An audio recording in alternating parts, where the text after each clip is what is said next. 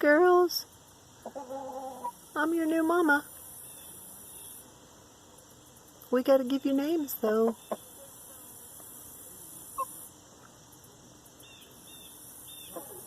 Look who's in the background. Sweet Pea, do you love the chickens? She wouldn't hurt them unless they pecked at her or something.